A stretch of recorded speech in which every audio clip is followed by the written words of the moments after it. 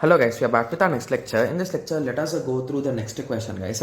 Okay, so this question belongs to 2003 GATE CSC guys.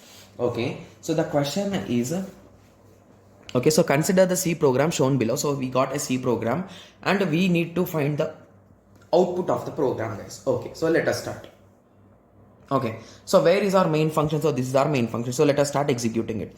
So the value of x is equals to 5. Okay, and now we are passing for p, we are passing the address of x. So let us write address of x as 100 and let us pass it to p. So p of 100. Okay, so what exactly is happening inside p guys?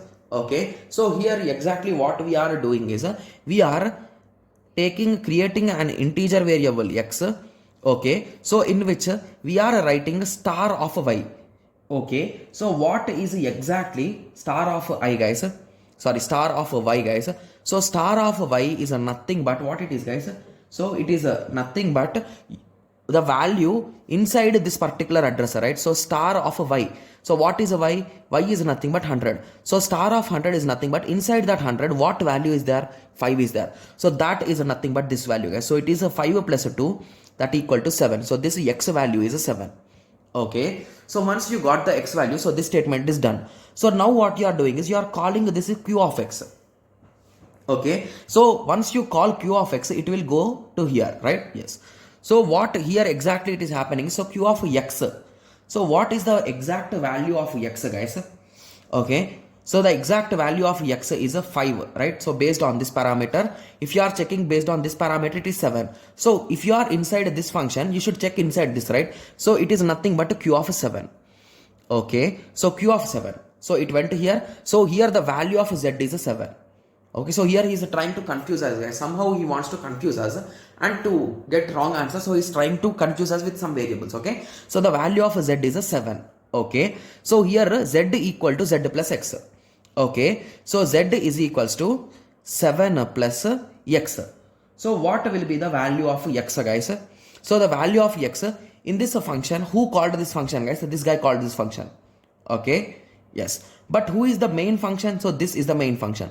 If you observe here carefully, what is x guys? X is a global variable indirectly, right? Yes. So what is the global value of x? It is nothing but 5.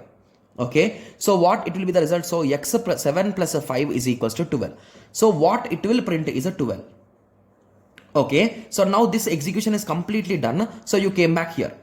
Again you are doing some operation. So star y is equals to x minus 1. Okay, so what is exactly star y? This is y, right? You are doing x minus 1.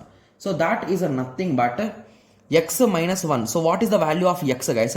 It is it is a 7, right? Yes. So 7 minus 1 is a 6. So that 6 you are updating here, right? Yes. Okay. So after that you are printing the value of x. So here for this we are having a local variable. So this x will print this x, right? So the value is a 7. So this will print a 7. Okay. So after that this function is done. So this value is lost now. So basically that value doesn't exist anymore because that code execution is done, right? Yes. So now you came back here. Here we are having print x. So what this will print? This will print the global value 6. Got it? Yes. So what is the order? 12, 7 and 6. So option A will be the correct answer. So basically the idea that you should have is you should have a clear idea about the global value and local value.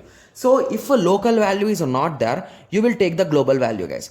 If local value is there, you will take only local value even if global value is there. Remember that. Got it? Yes. So that is the reason why here we took 7 instead of this 6 value. Got it? Yes. So I hope everyone got a clear idea. So in the next lecture, let us continue with the next question. Thank you. Thanks for watching. Like, share and subscribe for more awesome videos like this. Thank you.